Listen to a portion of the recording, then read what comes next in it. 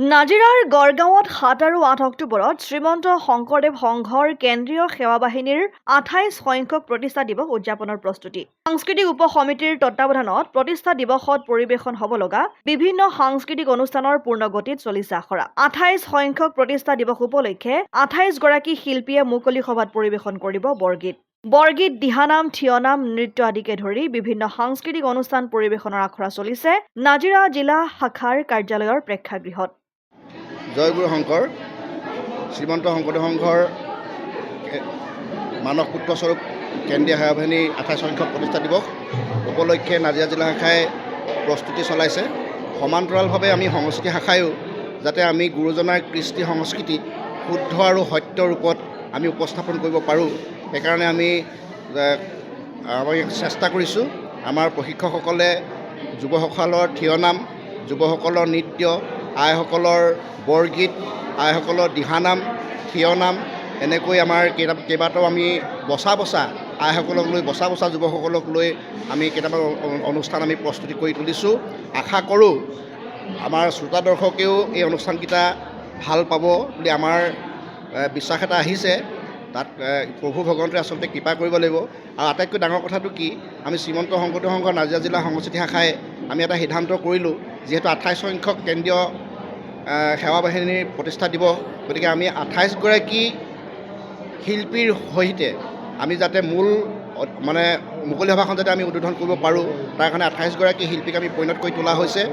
আৰু গুৰুঘাটো ধৰ্মধ্বজাত যি গুৰুঘাট প্ৰদৰ্শন হ'ব বা গুৰুঘাট বাজিব, সেই গুৰুঘাটো আমি ২৮ গৰাকী গায়ন বায়নৰ সৈতে আমি কৰাৰ প্ৰস্তুতি আমি চলাই আছোঁ। আজি আমাৰ এয়া শেষ আখৰা।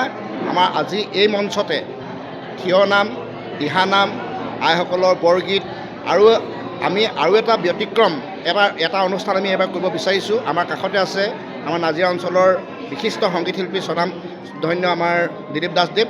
তেখেতক আমি গুৰুজনাৰ আদৰ্শৰে আদৰ্শিত কৰি এটা কোৰাছ লিখিবৰ কাৰণে কৈছিলোঁ। ইতিমধ্যে তেওঁ কোৰাছটো লিখিছে। কোৰাছটো খুব সুন্দৰ হৈছে। শ্ৰীমন্ত শংকৰদেৱ সংঘৰ নাজিৰা জিলাৰ সংস্কৃতি শাখাৰ মঞ্চত প্ৰথমবাৰৰ কাৰণে এতিয়া আইসকলৰ দ্বাৰা কোৰাছ প্ৰদৰ্শন হ'ব। আশা কৰোঁ সকলোৱে ভাল পাব। আমি প্ৰস্তুতি সংঘত এইকেইটা কথাকে আমি জনালোঁ। আমাৰ লগত গোটেই সাংস্কৃতিক প্ৰগ্ৰেমখিনি কিন্তু কণ্ট্ৰল কৰি আছে, আমাক প্ৰতিটো মুহূৰ্ততে আমাক দিগদৰ্শন কৰি আছে আমাৰ সন্মানীয় প্ৰাক্তন শ্ৰীমন্ত শংকৰদেৱ সংঘৰ সংস্কৃতি শাখাৰ সম্পাদক ধ্ৰুৱজ্যোতি খনিকৰদেৱ। তেখেতে আমাক যথেষ্ট সহায় কৰিছে। মানুহজনে ৰাতিপুৱা পৰা গধূলিলৈকে আমাৰ লগতে খাটি অনুষ্ঠানখিনি যাতে সৰ্বাংগ সুন্দৰ হয়, তাৰ কাৰণে আমি প্ৰস্তুতি চলাই আছোঁ। নাজিৰাৰ পৰা যদুমণি হাজৰিকা ৰিপৰ্ট, অসম আদিত্য।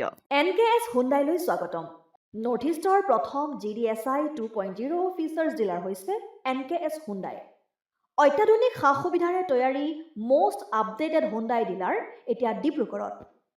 আমাৰ NKS হুণ্ডাই ডিলাৰত open sales consulted room, customer ৰুমৰ লগতে পুৰণি গাড়ীৰ এক্সচেঞ্জ ফেচিলিটিও ৰখা হৈছে।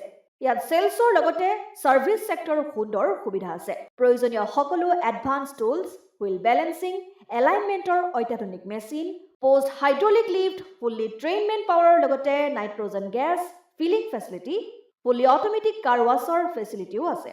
লগতে NKS হুণ্ডাই ডিলাৰে কাষ্টমাৰসকলৰ সুবিধাৰ্থে মোবাইল ছাৰ্ভিচ ভেনৰো ব্যৱস্থা ৰাখিছে, য'ত হাইড্ৰলিক লিফ্ট, ৱাশ্বিং facility, wheel balancing, tyre pressure check কৰাৰ লগতে বহুখিনি সুবিধাই উপলব্ধ আছে।